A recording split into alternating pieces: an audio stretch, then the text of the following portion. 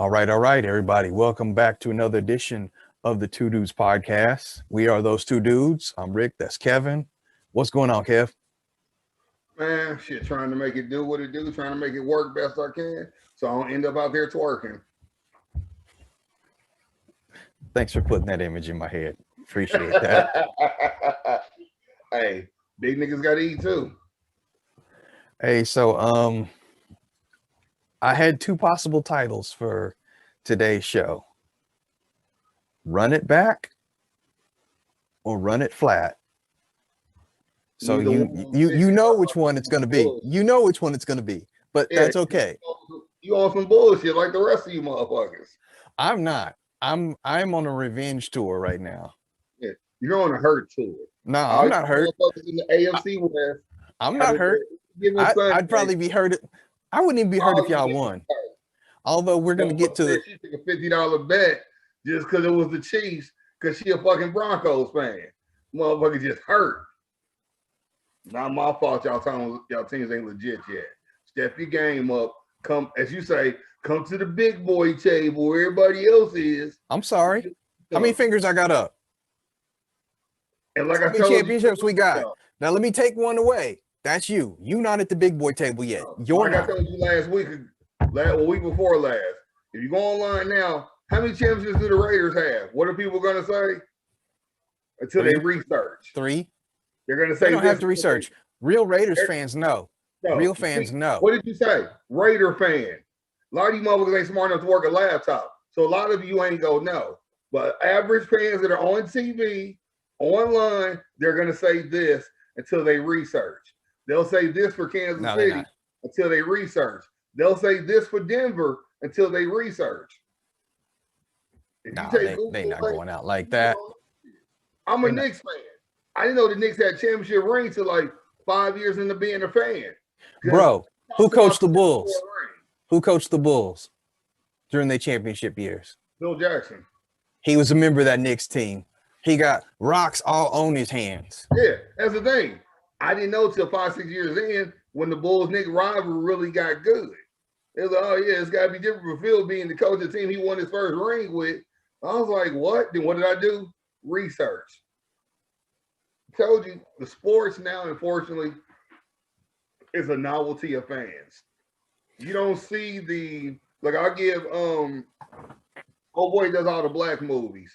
Tyler Perry. Will Packer. I give Will Packer credit. He been a Tampa fan since before Tampa was a legit team. Said he was so much of a Tampa fan when they won their first one, he had little to no money.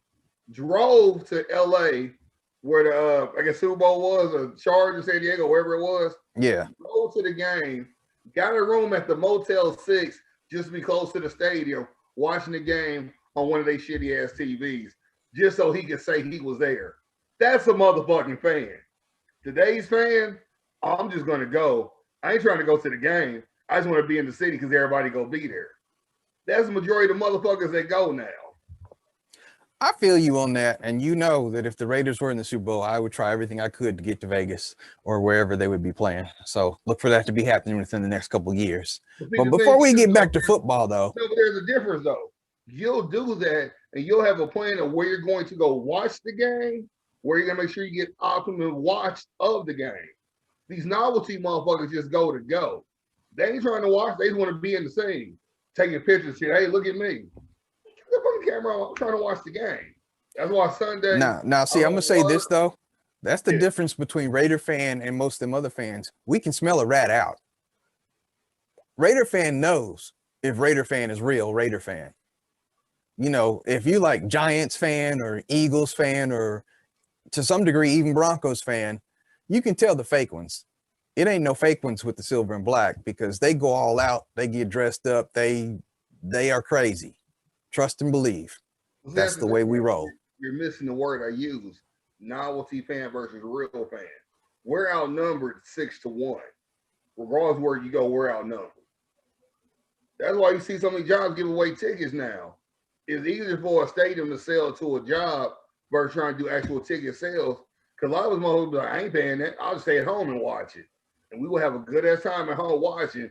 We'll let a motherfucking job do a raffle where I need to, what I need to, we on that rabble like a motherfucker. That's But true. that's why I hate the fact that when we got, won the game for the Super Bowl, I started to go get a T-shirt, but I was like, I ain't about to be in that line fighting with these people. Because if you was in that line and you had been waiting 30 minutes already, you wasn't even watching the game. You was in the line off assumption. You know what I'm saying? Yes. So it's like, it ain't like you can try and be a part of the experience. You just want to say you got a T-shirt. And see, I No. was in the retail game when the Royals were winning. And first of all, 30 minutes before the game is over, the phones are ringing off the hook at the stores. Hey, you got them championship T-shirts? Hey, you got them that? It's like, hey, slow your roll. First of all, we about to close. Second of all, we'll be open tomorrow and we'll have them ready for you. Because the way that works is they won't put them out that night unless they have permission from the manufacturer.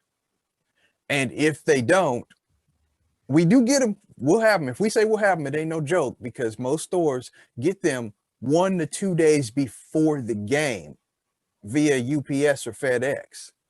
And what they need to do in the event of a game 7 or the other team wins, you got to pack that shit back up and send it back. Because remember when the Royals went to the World Series back to back, but they won the second one and lost the first one. Yeah. We had to send those shirts back. Y'all couldn't take one for records? Oh, hell no. They counted them. It's on the invoice. 'Cause What you get better come back. I've had a theory, since you've been in that world, you know this theory is right or not. Is it or is it not true that if you actually have one of those type shirts, they're actually valuable? No. They give those to third world countries that are in need of clothing. So they really do go to third world countries? Yes, they do. So that meme is just... that meme is real. that meme is real. Oh, I'm glad we helped close some Africans in. Africans, India, it might be Iran, Iraq. It could be any third world country that they want to charity it out to, because what they do is it seems like they're doing a good deed. It's really a tax write-off for that company. So what you're telling me then is when it's all said and done, the Buffalo Bills are the most beloved overseas team. They have outfitted a lot of young kids. Let's just put it that way, and adults. And I got to give props to the Chiefs. All right, right now I got to give props to the Chiefs. They've outfitted several hundred people this week too. This is what I will say. I'll let you have your moment to talk your bullshit. Well, before you say this, I got to preface this. I'm not talking the bullshit to you per se, but the average arrogant Chief fan.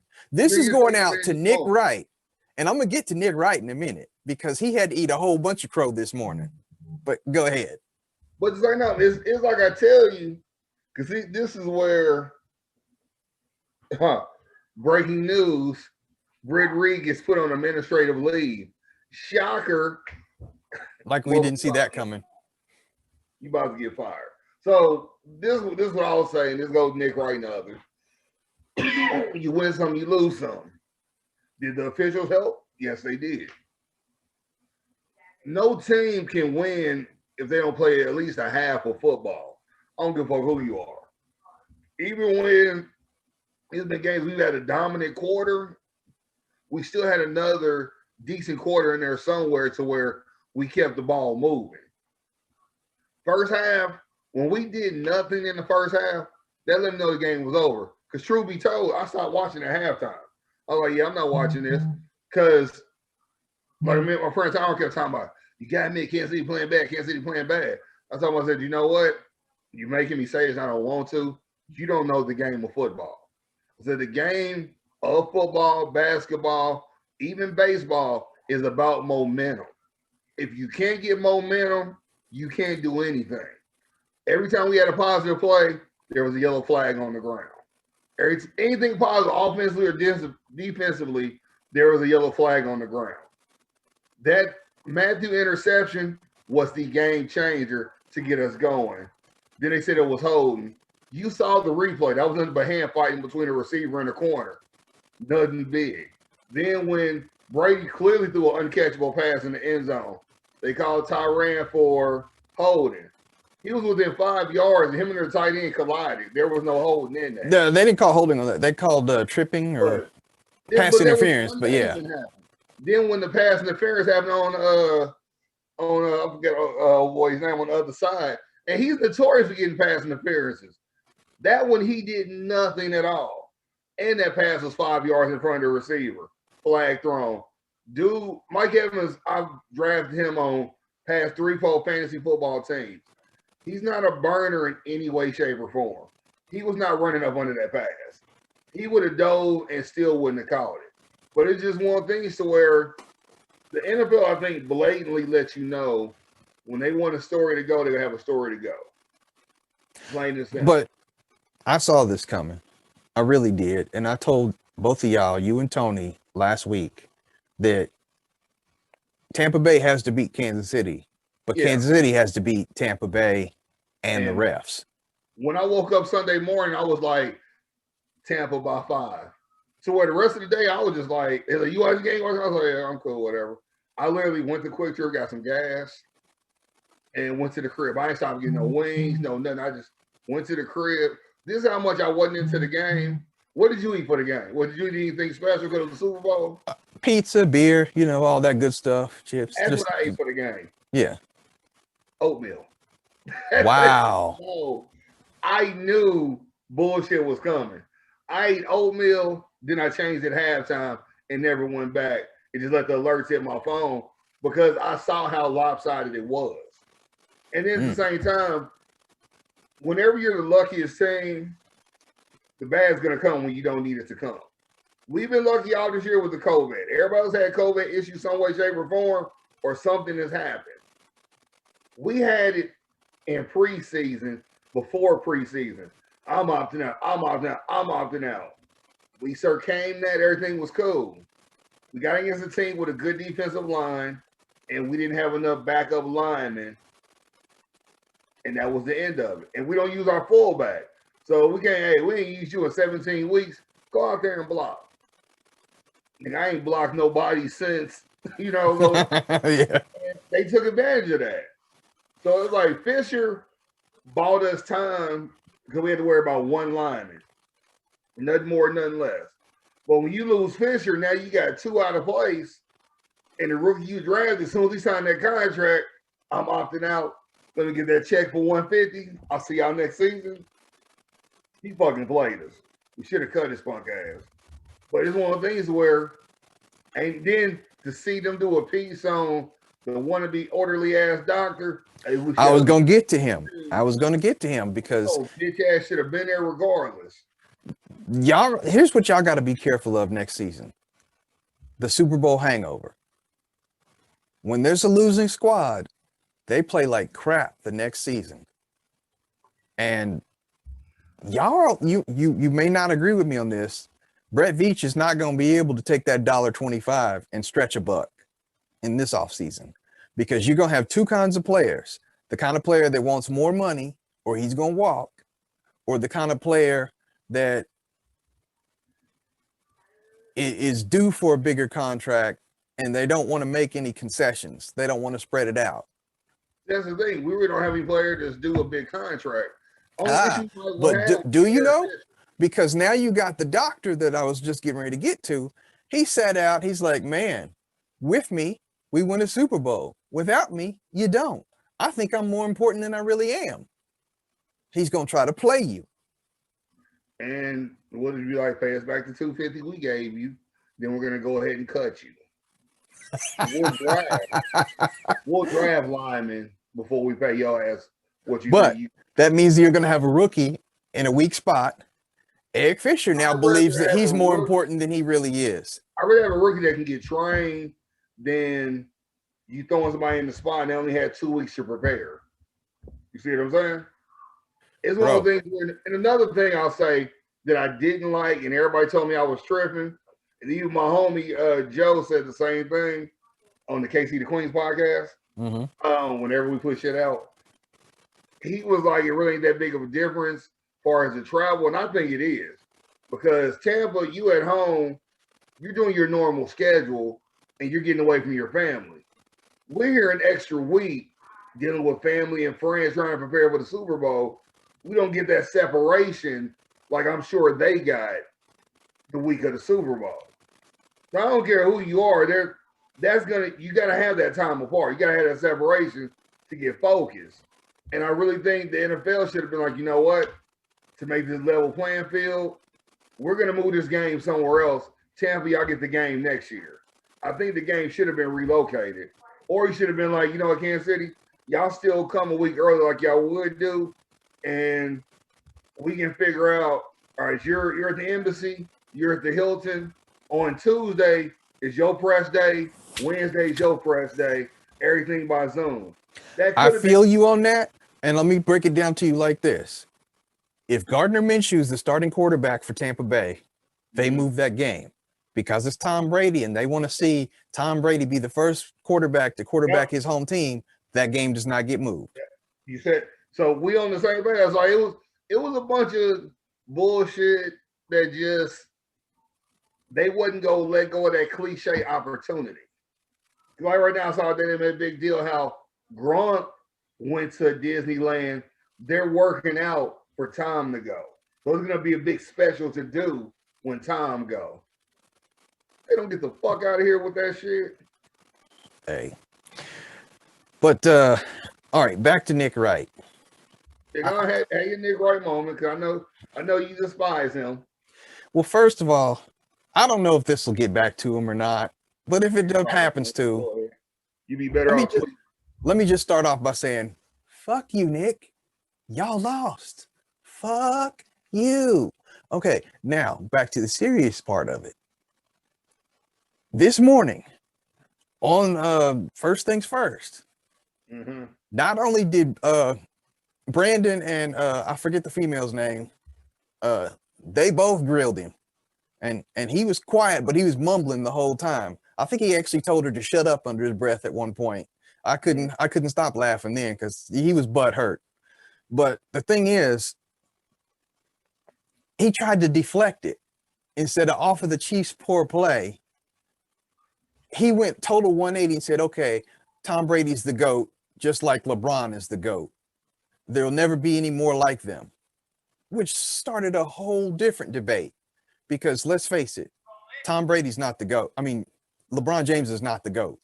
He just really skipped. See, I said they trying to make you forget about MJ.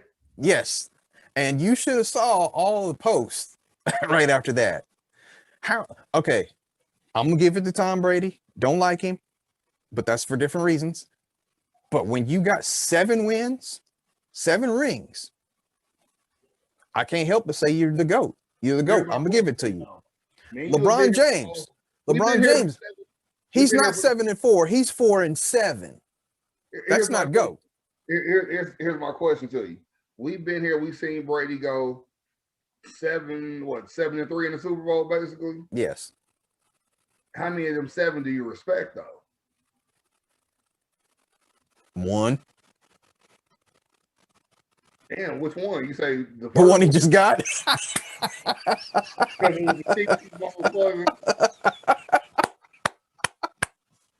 got Mr. Seals logging in. I give him 3 that I respect. Well, wait, which 3? And let's back up. Let's back up. Since Nelson's just jumping in here, what's going on, Nelson? The question that we got on the table right now: Tom Brady has got 7 Super Bowl wins. Which one of them do you respect? So go ahead, Kevin. I'm gonna give him 3. You know, I don't respect this one. I don't respect the one, you know, with y'all with the tuck rule. No, seriously, the one I respect is the comeback on Atlanta, because that was a complete collapse on Atlanta's part. That one I do. That's probably the one I do out of all of them. Can you hear us, Nelson? Yeah, I hear y'all now. Oh, okay. I was like, because you out of this world according to your background. Yeah, I am. I've always been out of this world. I just want to go like this. What's up, Nelson? What's up? I'm sitting in Space Station Delta, okay? So right Nelson, above Cloud 9. we on the clock now. So Nelson, okay. How do you feel about the game Sunday? Oh, that's where y'all want to start. Y'all want to Yeah, start go with ahead, that? go ahead. Yeah.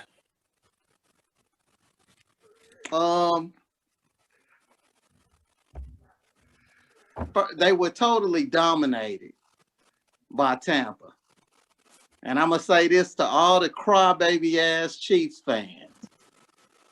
If we take the 7 away for the penalties that the Honey Badger had, the Chiefs were still losing by 8 points. Okay. So the thing I tell all the crybabies is, what happened to the offense in the second half when they wasn't calling bad penalties on the Chiefs? What happened there? See, and you didn't hear any of the crying. You didn't hear none of the crying when it was 21-6 at halftime. Because all the cocky crybaby Chiefs fans was saying, we've been in this situation before. Look at San Francisco. Look what we did to Buffalo. Look at all these teams we was behind. But then when they started realizing they was going to lose, then they started crying and saying, oh, but these bad penalties changed the momentum of the game, changed how we played. No, it didn't. Y'all got the ball at halftime. Y'all was still running plays. To me, if you're going to use the excuse that it changed how y'all game plan was, then the Chiefs never really were a dominant offense like y'all think they were. Okay, let me stop you right there. What's behind me? So I know they're not dominant. Right. Here we go with this you beat us by a grand total of 2 points. 2 points. And we beat you by 8. We beat you by 8. Let me know when I can talk on this. Let me know when I can. Okay, let me say this. And and I'm gonna keep calling them crybaby Chiefs fans, because what they wasn't realizing and what they wasn't seeing is, as the season progressed, the dominance was slowly disappearing. People if they wasn't leading at halftime, then they was like keeping pace with the Chiefs, keeping pace. Exactly. And the Chiefs fans were just so spoiled that Mahomes will bring them out of anything. Mahomes, Tyreek, and Kelsey will bring them out of anything. Well, you know what? Like that D-back did. He gave Tyreek the deuces because they just showed you how to shut him down. But you know why he did that? Don't let him get over the top. He did that because in week 12, Tyreek gave him the deuces. Right. And then, Kelsey, he's going to be, you got to give up something. And they picked the right game plan. They chose to give the middle up because the tight end's not going to be as explosive. He's not going to make as big plays. He can catch, but he's not going to make the big plays like Tyreek Hill or one of the faster receivers. They kept 2 safeties over the top. And one thing I told Tay this before the show today, they gonna pick on the Honey Badger because he can't cover. Even like I said, even on the one where he got the pick, he got the interception, he was getting burnt. That running back had like 5 yards on him. It got tipped. It was a bad throw. And the Honey Badger happened to be behind him and he caught it. He's an overrated safety. And all the Chiefs fan act like he's this, he's like the saving grace. He is garbage.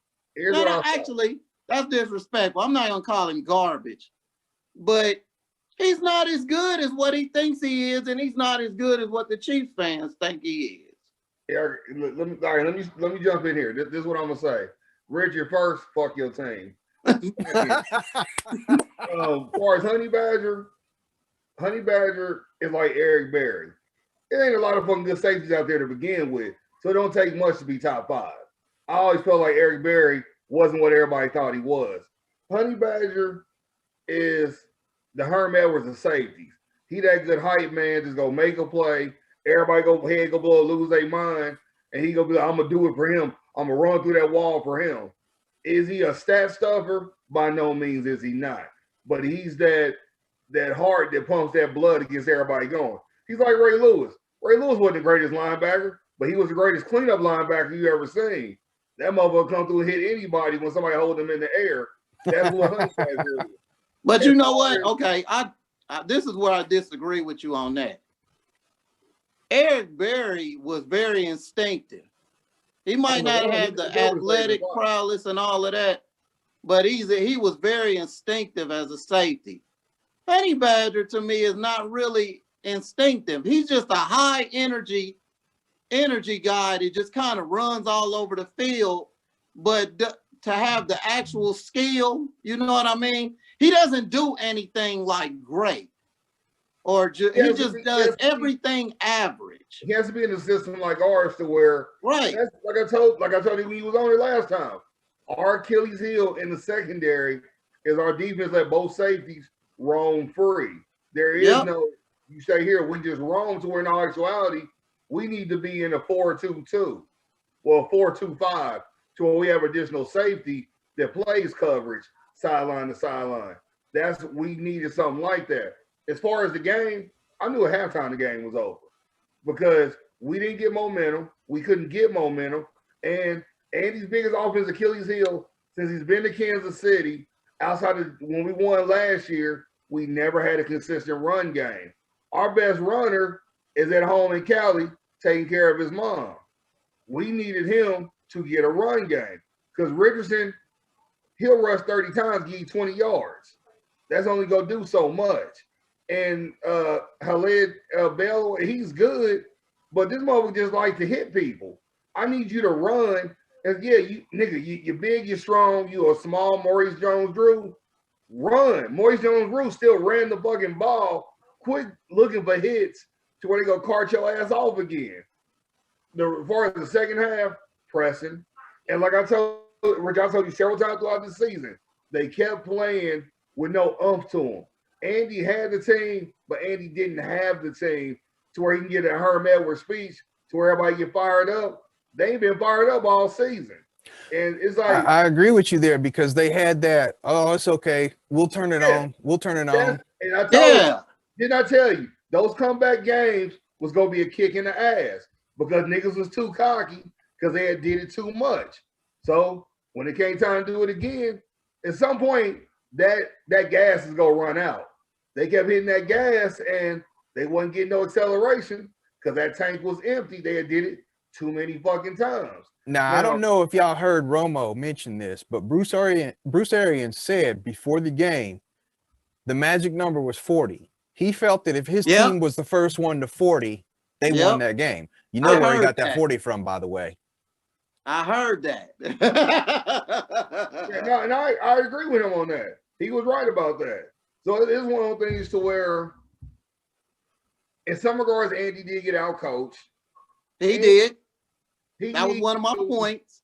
It ain't some regards. He got out coached offense, defense, and special teams. Yeah. He needs to go. And let's back up to special teams. Who's the girl you had out there punting? Oh, man, she was terrible. That motherfucker, the limelight killed his ass. Killed him. Couldn't hold the ball. This is okay. And that, to me, instead of pointing at the refs and saying they taking the momentum out of us, y'all should have been pointing at the punter. Yeah. Because it was one thing the Arians did. This was a great coaching moment. They punted the ball. The Chiefs player kind of got a decent run out of it. It was a 10-yard penalty against the Chiefs for holding. Arians chose to make him re-kick, and when he re-kicked it, he shanked the punt. Yes, I remember that. That was a great coaching call. Another issue with the game is, and the commentators jinxed us, oh, don't give him a touchdown for the half. Andy takes a touchdown because he wanted to try to get a quick score. Just go into the half. Says that we got so microwave with the offense, we got too damn cocky for ourselves. And Andy showed that, took that timeout, penalty get called. So we done took a timeout for them and got hit with a penalty and advanced the ball, and they had to get the touchdown to go into the half when that's what we was trying to do. So it's just like, but all the little You know- shit just blew up in our face when it's all said and done. And I give a credit to that win, to that defensive line, because that's one thing where Brett Veach failed the team. We don't have a third tackle. We ain't got another utility lineman. Eric Fisher go down. I give Eric Fisher props. We have a love-hate relationship with him. He blew his Achilles, making sure Mahomes didn't get tackled, or sacked or whatever. But he go out, and now we ain't got nobody to replace him. I don't fault Brett Veach for that. I fault Andy Reid for that, because here's the deal. Any other team, when that person goes out, you got somebody coming in to fill that slot.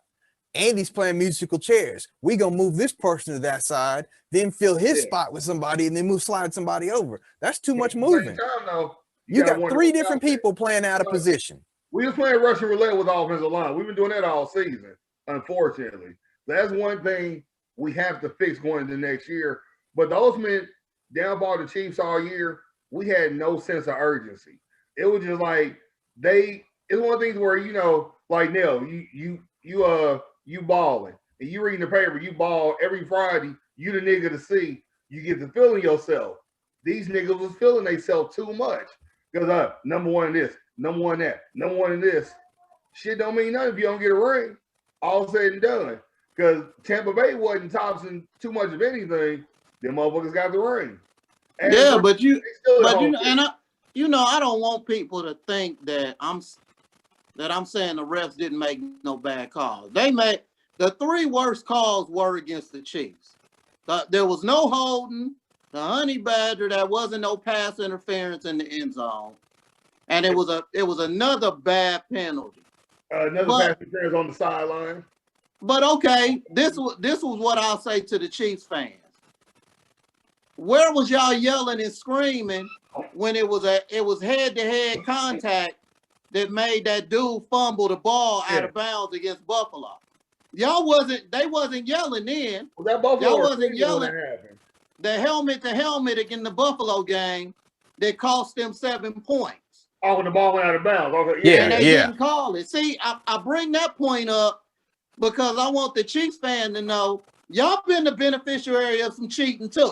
Yeah, I ain't gonna doubt Don't act like y'all hadn't been getting no calls. Because the play that stands out for me, I think it was the week before we played the Raiders, a week or 2 weeks before, when Mahomes went on a run, got hit, ball fumbled, other team picked it up, Danner took it to the house. They blew the play dead and said Mahomes was on the ground. I was like, when was he on the ground? He was. And see, another thing that I saw Chiefs fans doing that was because they were making an excuse for if they lost the Super Bowl, they all started saying, they're going to cheat for Brady. They're going to cheat for Brady. Yeah, Brady going to get some calls. It's like Michael Jordan. It's like LeBron James. They're going to get some calls. But to me, if they really wanted to cheat for Brady, when Tampa Bay had the ball 4th and 1 on the goal line, you could call that anyway. You couldn't tell if that ball was over the line or not. But they gave it to the Chiefs. They said the call on the field stands. They didn't overturn it. That was 7 points that Tampa could have got. So, Chiefs fans try to act like they was just so, That is true. So abused and so they did say the call on the field stands, because if it was legit, they would have said the call is confirmed. Right. It stands because it was called that way. Because if they would have called it a touchdown, it would still stand. That's another thing that killed. That's nothing that killed us, because of the simple fact that the defense is used to making a play, offense rewards them. We wasn't rewarding with no big scores or nothing. We was barely getting field goals. And as far as what you're saying about Tyreek, I've said time and time again, Tyreek's a good receiver. He's not great because of his height. He needs about 3-4 more inches, because Mahomes has to hit a certain angle in order for him to be able to catch something, because the motherfucker's so short. And just because Miami showed how to stop Tyreek Hill. When they put that big corner on him and Tyreek think he can out jump him, dude was literally waiting till the ball came down, then would jump and snatch it from Tyreek. That's why he got those 2 interceptions on Mahomes in that Miami game. Okay, Tyreek, but you see that big long play he made? It was like the first long play the Chiefs made, yeah. where they basically ran a quick slant to him. Uh-huh. They should have been running stuff like that to him Yeah. because they were taking the deep routes away from Tyreek Hill, Yeah. which if you look, that's his bread and butter. But he's a playmaker. Get him the ball in his hands. Let him work. And Would that's y'all where- agree with me if I say that Mahomes was looking at Tyreek and the tight end too much? Yep. Yeah. He was. This where previous regime, GM wise, drafting kicked us in the ass. Pringle, he's a slot receiver. He's no stud across the field type shit.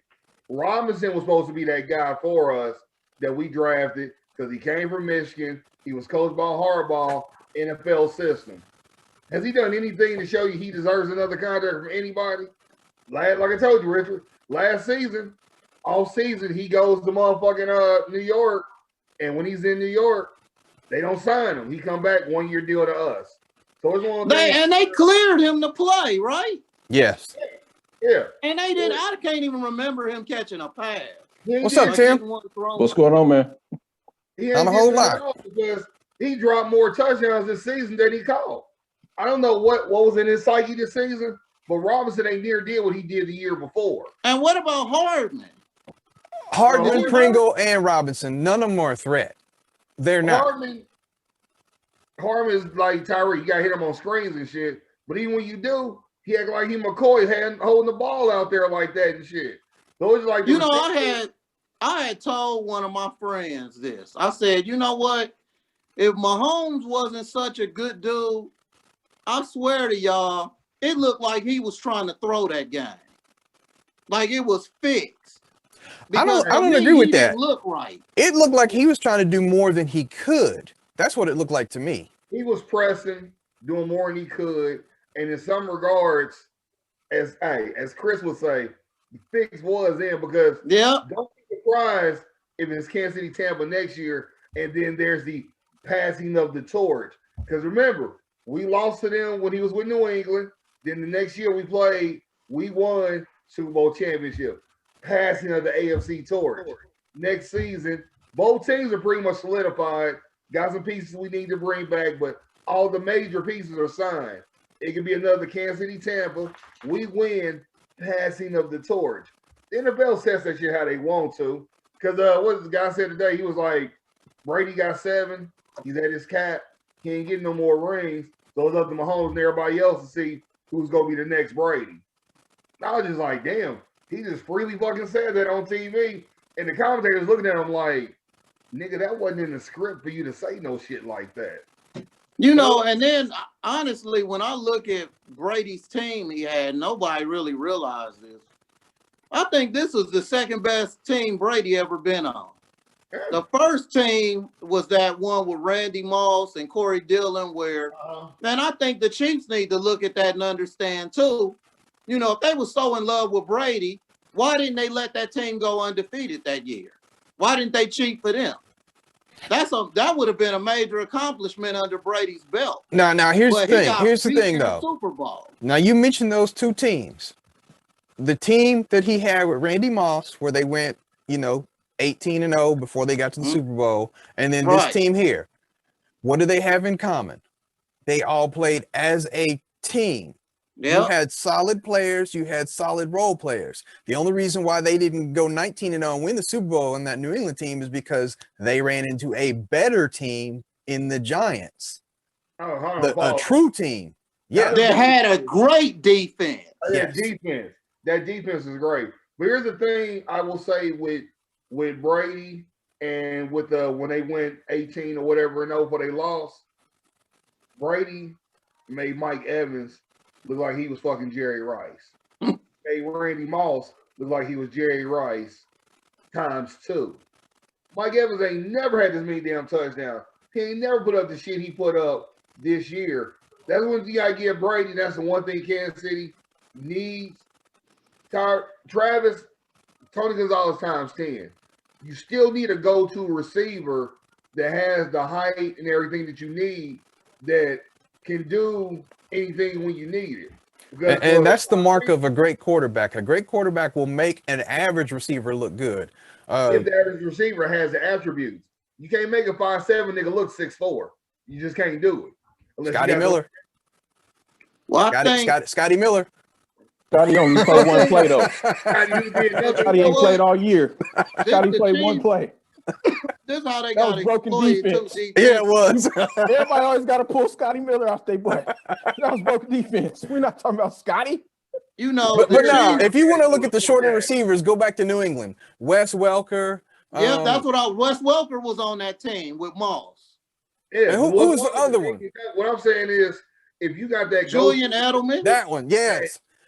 it don't matter what, you can just throw it up there, motherfucker go get it. Tyreek's not going to get everything. It has to be certain angles for him to do it. Mike Evans just goes up there.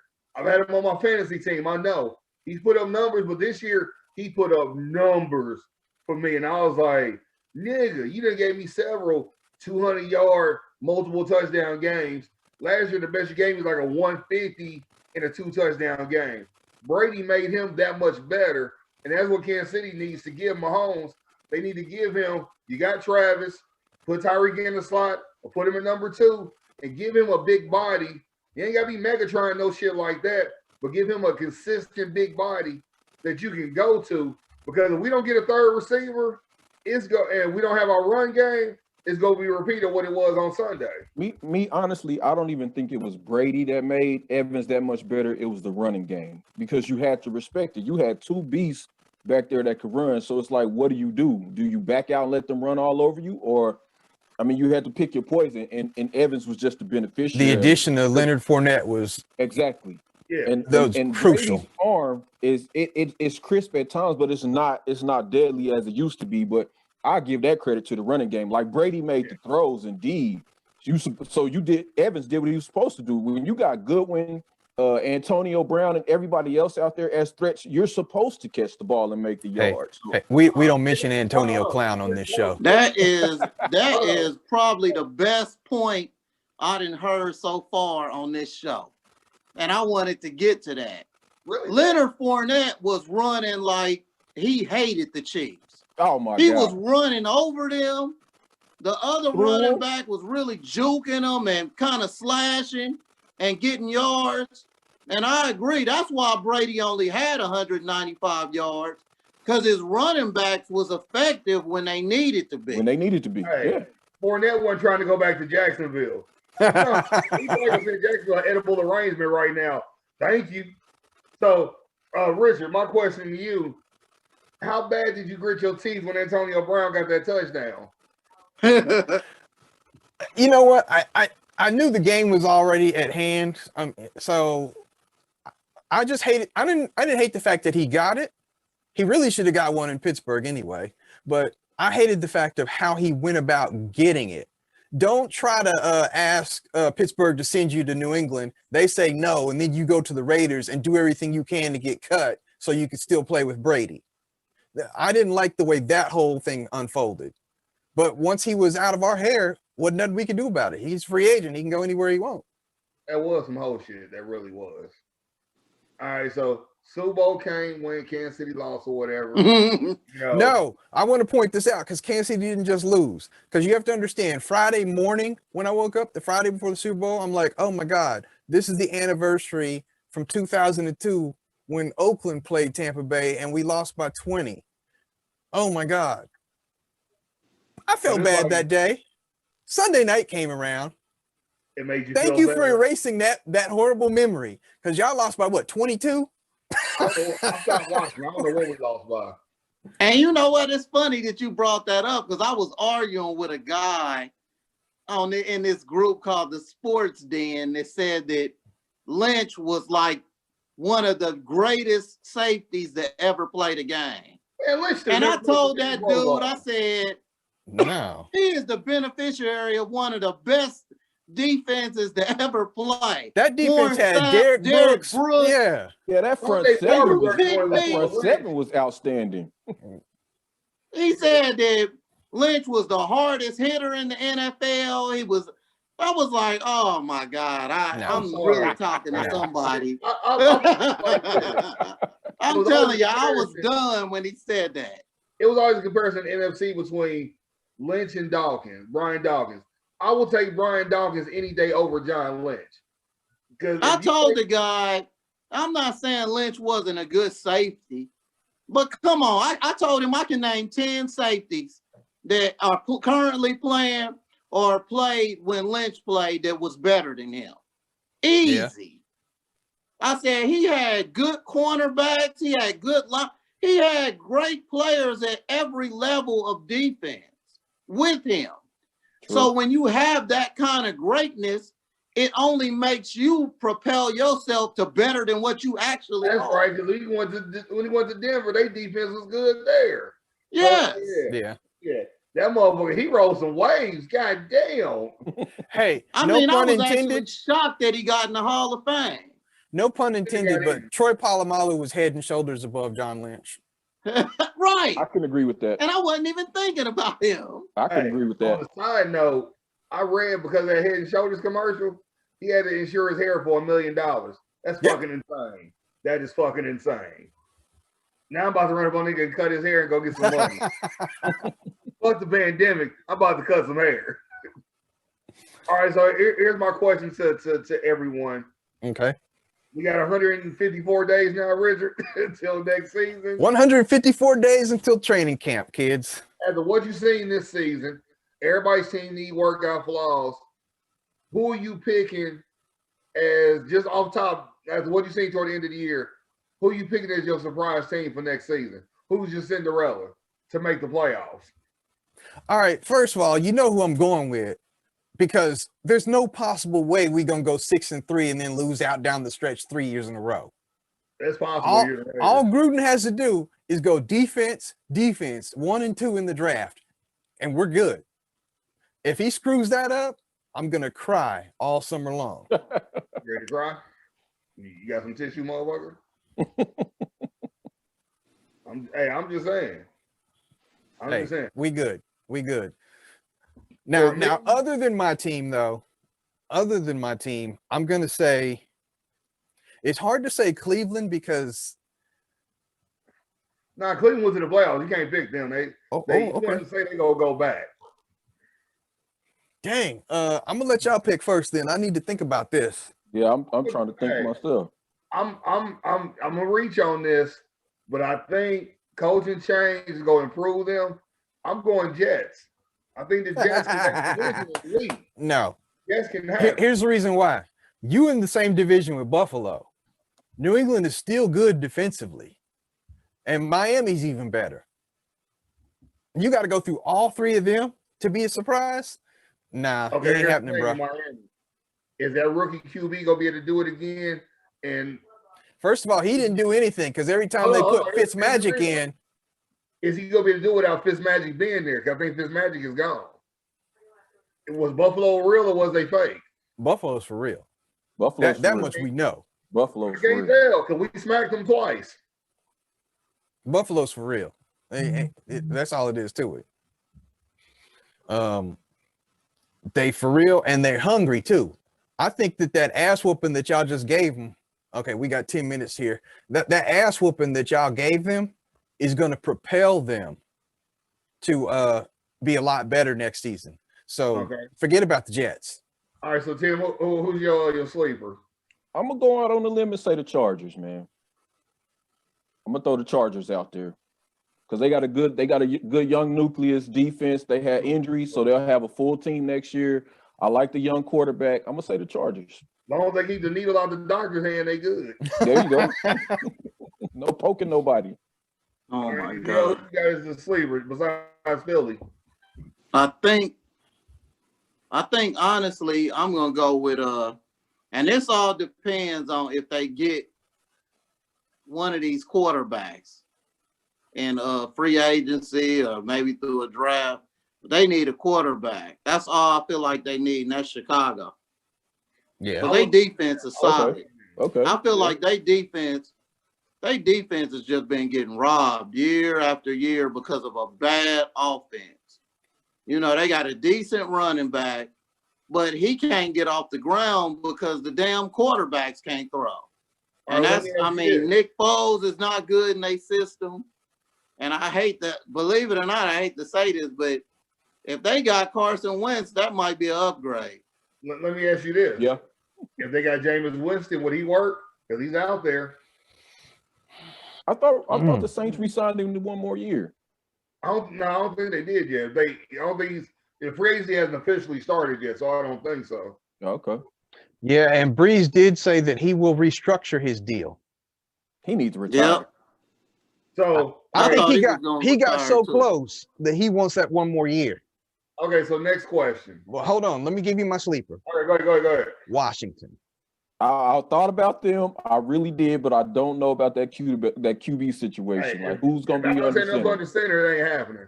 Yeah. I like the quarterback they used in that last game, though. I do. He looked I like better him than too. anything they put in. He played better than He go everybody to that played for them Chicago. all He can year. make things happen. I know people want to say Alex Smith comeback player of the year. Alex Smith didn't play as good as that quarterback in that last game they played. You missed all our whole season of shows. The reason why Alex Smith is comeback player of the year is because that brother shouldn't even be walking right now. I mean, I So, get that. all he had Yeah. to do was step on the field, and he got it. And I I told get Kevin, that. if he didn't win comeback player of the year, I'm through with the NFL because you know the picks would be in. All right. I so mean, we I got- get that. I right. ride with that. We got He still 7 wasn't minutes. better than that quarterback at the end of the year. Yeah, Yeah. I'd like to see Yeah. what he would do with 16 games under his belt. And that dude is a free agent. They don't even know if he gonna come back. They'll get him. They need to. All right, we got 7 minutes. We're going to kind of do this rapid fire. All right. The team who went to the playoffs, who ain't going back?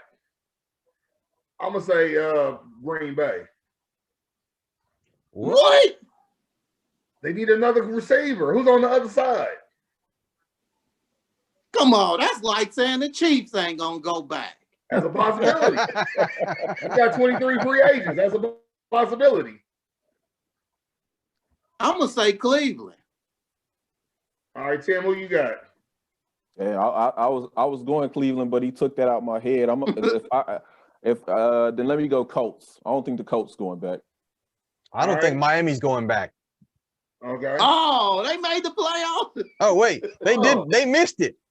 They missed the New Orleans cut. make the playoffs? New Orleans. New Orleans? Yeah. Okay, switch me to New Orleans then. Give me New Orleans. I don't know why I feel like New Orleans didn't go. Okay, like I said, we got about 6 left. Nell, could you hold up my just so y'all know, because he bet on the Real Black quick. Runners. I'll let Tim know because I'm not sure if he know or not. But I took a long shot. I picked Baltimore to beat the Chiefs in the AFC Championship. Uh-oh. They didn't even make the first part of the damn deal. So I ended up losing. And I had to tell you this, okay? Oh, It's man. supposed to be a different flavor. He wanted a seasonal flavor, salt and caramel, like he was a woman or something. But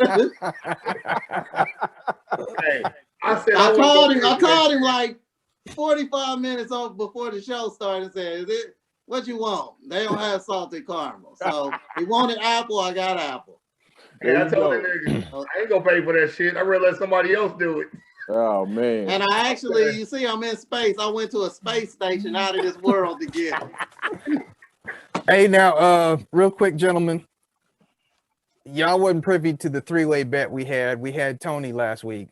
We had a 3-way. There is no This winner, punk ass. obviously, because Kansas City, all they had to do was come back and win that game, and I would have won the bet because Tampa already put their 30 points up. Damn But- Chiefs. That's one more reason why I hate the Chiefs. They can't even cover. They can't even cover. Hold on, but in the end, I still want a 6-pack out of Richard. Because what did the Raiders do? They shit the bed. So hey, this season was good with me. I got a fucking alcohol problem thanks to these niggas. All right, was let's the see. 4 minutes left. Do you agree with who went to the Hall of Fame? I don't. No, I agree. Charles Woodson deserved to go. Peyton Manning deserved to go. Tom Flores deserved to go. First ballot.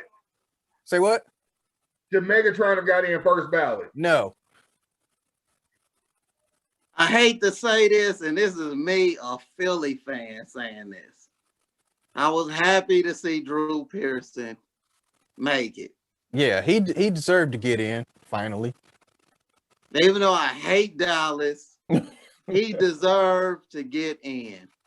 Especially the passion he showed last year when he didn't make it. Yeah. So Tim, Megatron, he got in on first ballot. Man, how could he not? Yeah. How could he not? That dude. I mean, it ain't every day you see a guy that changes the way teams play defense. That dude was unreal at wide receiver, man. So you got to give it to him. He probably would have been better off on a. He changed how you call a catch. He didn't change the way defenses play. Come on, man. You would see that dude triple teamed. Where did you see that at? Hey, I've seen a lot of that Hopkins catch before Hopkins got in the league. Oh my God, yeah. But Yeah. here's the thing I will say: that size, that strength, that speed, they had to respect it. That dude used to see constant double team all game, and the Lions didn't have like nothing else to respect. And like it just, I don't know. Like I think he should have got in, man, just on the strength of what he brought to the table. See, you just answered the question for me. The Lions didn't have that's the Lions' MO right there. But they always got one good player and then trash. But what if he had a quarterback that actually could have did something like that? Dude would have been, I don't know, it'd have been even worse. I mean, you hate to see the type of talent he had go out the way he had, but they was doing the dude bad. That's true. Now, the one thing I will say, last year I'd have been like he don't deserve it, but after watching a documentary on him, to where that nigga said his last season he could barely walk because he was taking so much pounding, gave me a whole new respect for him because I thought he left the game early. I mean, the man has the Sealy. He got beat the fuck up. The man has the Sealy hands from Color Purple, dog. Like, you gotta let a man with the Sealy hands in. Like, he earned it. Yeah, because he pushes miracle marijuana now because he was like none the doctor was giving him was helping to where his body would unclench up. Because he was like at the games, I'd be in the cold tub and just be there because my body was just beat down. I was like, damn. I never looked at this nigga. I'm like, your name Megatron. My mind, you can't get hurt. But it made me respect him. So when he got in, I was like, all right. Now, I am campaigning for Fred Taylor to get in. I don't know why he ain't in with his numbers. Yeah, he needs to be in. Oh my God, yeah, that's a no-brainer. He should have got in before Curtis Martin. I'm sorry. That curly head nigga could have waited. Curtis Martin got in off of longevity. That's what that was. He got in because of Tony Braxton. That's what they got Tony Braxton respect. Oh my God. Oh, God. All right, look, we got less than a minute before we go out. Nelson, Tim, thank y'all very much for showing up. Appreciate it. We're gonna have to get in Tony because he didn't, make the cut tonight. He ran from it, that bastard. He ran. That punk ass. And like I was telling Kevin, at the beginning of this show's episode will be titled "Run It Flat," and y'all know why. Kevin, take us home. All right, hey, brothers, y'all know y'all welcome. Come back anytime. Ain't the home of the Chiefs no more. It's the home of the Buccaneers because they own the Chiefs. So, on that note, holla at your boy, don't yell, and fuck Tom Brady. Stay positive, stay blessed. Thanks, fellas. Drink my crown now. Thanks, niggas. Whatever. All right. Later, fellas.